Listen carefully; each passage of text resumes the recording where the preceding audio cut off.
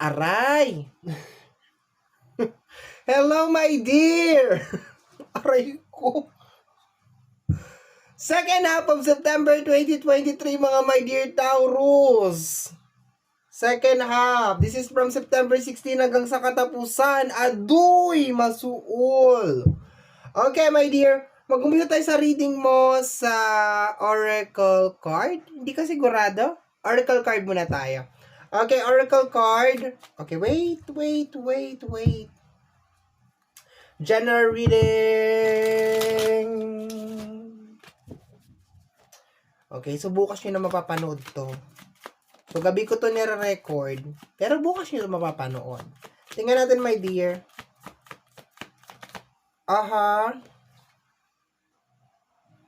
Introvert. Okay? Privacy, separate, online communication. Privacy. Okay? Separate. Okay? Kaso kung titingnan natin yung image, parang dalawang tao na nagkakaroon ng sariling privacy. 'Di ba? Parang, nagkatalikuran kayo. Parang magkasama kayo sa isang kama, pero titigan nyo na lang. Hirap ako mag-explain. Ayan. Privacy, separated, online communication. Okay? So, ang nakukuha ko sa kanya na energy is posibleng long-distance relationship, the separation, and posibleng may issue na may kinalaman sa online. Okay? And posibleng yung energy ng online ang nagsiseparate sa inyong dalawa. Posibleng you are working online or masyadong nakafocus yung energy mo at yung energy niya through online. Tingnan natin. Additional message tayo. Oracle card pa rin. Ano ba? Okay. Yun lang.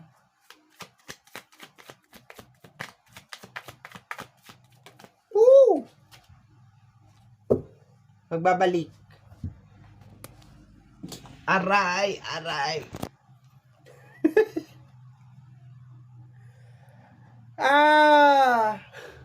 Bakit mo tinakpan yung camera? Basta, akin na lang yan. Okay. Gossiping only hurt more. Nagsisiraan kayo online? May siraan na nangyayari online? Okay? Posibleng meron mga naririnig na balita about online. Okay? Ingat. Okay? Especially inside the relationship. Huwag basta-basta maniniwala sa mga naririnig online tungkol sa partner mo. Kung meron ka mga hinala or kutob, 'di ba? Kausapin mo yung tao. Okay? Kasi gossiping only hurts. Or kung meron mga issue between you and other person, huwag mo na i-chismis. Pag-usapan nyo na lang. 'Di ba? Kasi meron ditong privacy. Hindi lahat ini-expose sa mundo. Hindi lahat i-share. 'Di ba? Bakit ko ba tinakpan ulit? Hindi ako makamove on. Tinakpan ko yung camera. Okay. Okay, let's proceed. Walang cut-cut to. All natural.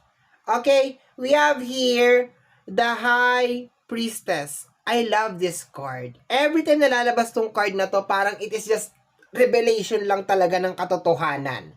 Okay? There is a tendency na baka meron kang makukutuban or meron kang malalaman na merong naninira sa'yo online. Sa itsura nitong card na to, posibleng close kayo. Okay? Medyo close kayo. Okay na nakikita ko dito. Para may mga revelation. Okay? And may kinalaman siya sa online. May kinalaman siya sa internet. Posibleng sinisiraan ka. Diba? Mga ganon, ganyan. Pag nalaman mo, my dear, na meron naninira sa'yo online, huwag kang palapatol. Huwag mong gantihan. Diba? May ganon ka minsan ugali eh. Kapatulan mo, tapos lalala yung gulo. Okay, tingnan natin, my dear. Hayaan mo siya. At least, alam mo na kung sino yung kaaway mo. Alam mo na kung sino yung umaahas sa'yo. Sino yung tumitira sa'yo patalikod? Kasi ayaw kang tirahin paharap. Oh, okay. Yung mga nakagets, genius. Yung mga hindi nakagets, problema nyo na yun. Okay, let me see. Ano ba? Tagal oh. Sige. Mga bukas pa daw to. Ay, nandito na lahat. Ang dami nito. 1, 2, 3. Okay, binigay na sa atin lahat. Eto na siya. Okay, isa-isayin natin. Tatabi na natin to. First card natin over here kasama is the Judgment. Okay. Lahat ng mga sekreto maglalabasan na. Hindi ko ito ibababa kasi mamaya pag binaba ko to sabihin nyo pinalitan ko. Okay. So, Judgment is all about napapanahon na. And magkasama tong dalawa. So, yung mga lihim magsisipaglabasan na. Snakes, mga snake out there, ayan na, mabubunyag na ang inyong totoong kulay, gossiping. Okay? Gossiping. Okay? Kasi imbis na pag-usapan, ginasip ka. Ikwinento. Pero remember that this is a general reading, so posibleng reverse energy. Posibleng ikaw naman yung naggagasip. Kaya nga sinasabi ko sa iyo ngayon pa lang, if just in case meron ka malaman ng mga gossiping, huwag kang palapatol. Huwag mong i-gossip din. Sa mga hindi nakakaalam ng gossip, yun po yung nilalagay sa sugat. Ay, gasa pala yun. Tamawa ka, sasaktan kita. Okay. The 5 of Swords. Nangingilabot ako.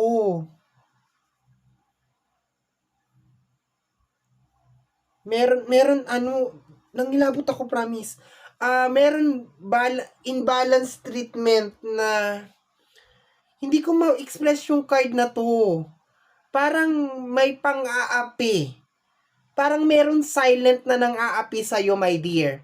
Noon na nakikita ko dito, nararamdaman ko parang nagagawa ka pa niyang kausapin, nagagawa ka pa niyang basta, there is something. Silent siya. Very silent yung kanyang energy. Very backstabbing yung energy.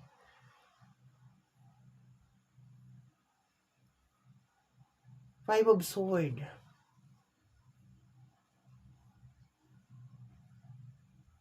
There's a tendency, my dear, na baka meron din mga confrontation na mangyari. Kasi mainit ka eh. Mainit ka eh. Ayaw mo minsan ng mga ganito, yung mga sira-siraan, yung mga ganyan. Mainit ka eh. So, the Lover's card. Too much love will kill you. Ay, the Lover's card. Alam mo ba siya natawag na the Lover's card? Kasi yung dalawa na yan, nandun din niya sa the Lover's card. The Devil card to. No, the Devil card to. Sorry naman. Okay? People lang, nagkakamali. Okay. Yung kilabot ko kanina kakaiba. But, my dear, kung ano man to, na something revelation na. This is it. Kalamansi. Malalaman nitong mga taong to na nagkamali sila ng taong kinalaban. Na hindi ikaw yung tao na yon. Okay? But advice ko lang sa iyo, my dear, huwag mong gawin sa kanila yung ginawa nila sa iyo. Okay? Para hindi, alam mo na, di ba? Hayaan mo yung karma ang, basta mahalaga, nalaman mo. Okay? Nalaman mo, na-discover mo na may nagchichismis sa'yo, may nagbabackstab sa'yo, may gusto mag-invade ng privacy mo, and tatanggalin ko yung sinabi ko kanina regarding sa usapin ng love, that somebody that you love, hindi. Posible din naman somebody that you love, somebody that is really close to you, pero wala tayong lover's card, so, Anyway, itong dalawang card na to is a clarification. The King of Cups and the Hermit card. Okay. Ay. Matagal mo na tong hinihintay. For some of you, ang tagal nyo na tong hinihintay. Na lumabas yung totoo. Na magkaroon ng confirmation yung kutob nyo. Kasi kadalasan sa inyo, meron kayong kutob. Diba? May kutob, may mali, may nangyayaring something. Pero, naghihintay ka ng evidence. And ang tagal nyo nang hinihintay ito. And this is it, my dear. Okay? This is it. Maglalabasan na, my dear, yung totoo. tungkol sa relationship, tungkol sa mga backstabbing energy, tungkol sa mga naggagasip, nagchichismis and everything. And mas malalim pa doon. Ayoko nang i-discuss dito. Alam mo na kung anong ibig ko sabihin. Ha? Yung mas malalim pa kasi iba yung kilabot na naramdaman ko kanina. Okay? Ayoko i-discuss yun dito. Ha? But ang tagal mo na itong hinihintay, but eto na siya. Basta ang second half of September is more on revelation. Okay? Paglabas ng katotohanan. Okay? The Hermit. The Judgment. Okay? Ano sabi ko sa Judgment? Panahon na. Panahon na. Okay? Anong panahon na? Kita mo yon? Huli ka. May nakatingin, oh. That's you. Ano kayong ginagawa nito? Di ba? Huli ka. Parang typical na naglalakad ka tapos nangingilabot talaga ako. Bakit? Tumatay yung balahibo ko. Yung parang mahuhuli mo talaga na may something wrong. Ganon. Okay. Last two cards. Last two cards, mga my dear Taurus. Last two cards. Yung energy ng the devil, my dear. Pero this is a general reading, my dear, ha? So, posibleng ikaw, posibleng yung iba. Pero ang una ko naramdaman, ibang tao. The devil energy, parang gusto kang pahirapan. Ayan, oh. Parang gusto kang pahirapan. Yun ang nakikita ko dito. Parang sinadya. Parang sinasadya kang pahirapan. Sinisiraan ka or something. Okay. Last two cards para sa ating mga my dear Taurus. Ito. The Page of Pentacles. Okay? Focus. Okay, nakikita ko dito is more on focusing. You know, nakikita ko dito, mas focus ka, my dear, sa development of your pentacles. Marami sa inyo mag-uumpisa ulit. From scratch. Okay, from scratch. Ibig sabihin from zero. Marami sa inyo. Kasi, to the point na meron ka madidiscover, posibleng, alam mo, typical na parang nagdo-drawing ka, tapos, mapansin mo may mali, parang tatapon mo lahat yon. Parang gano'n nakukuha ko dito. Pero, marami sa inyo ang makakakuha ng mga development. Development. Yung mga improvement na may kinalaman sa usapin ng pinansyal. Kasi ngayon parang alam mo na kung saan may mali eh. So, alam mo na kung paano siya i-improve. Alam mo na kung paano siya i-embrace. Alam mo na kung paano ko kontrahin. Ganon. Okay. Next card natin over here. And the universe is helping you. Nakita mo yung mga animals over there? They're helping you. So, kung meron kang makikita na parang aso, pusa, na parang umaaligid-aligid sa'yo, there's a tendency na tinatanggal niya yung negative energy. No? Kung makakita ka ng ibon, especially ibon, ayan, no? Ibang ibon yung nasa isip mo. Yung ibon na nasa sky. Yung ibon na nasa sky, ayan. Pag umaaligid-aligid sa'yo yan, baka tinatanggal niya yung yung mga negative energy. Yan ang nakukuha ko dyan. More on wings ang nakikita ko dito. Kasi si King of Cups, meron din siyang wings.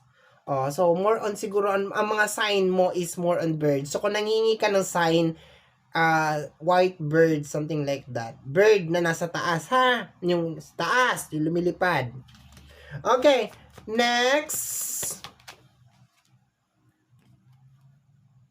The Queen of Pentacles. Ano to? Ang pangit lang dito, my dear, is somebody is sabotaging you. Sabotage, sinasabotahe ka sa pagiging Queen of Pentacles mo, which is more on providing, di ba? Sinasabotahe ka. Mas pinapahirapan yung mga bagay-bagay sa kahit anong pamamaraan.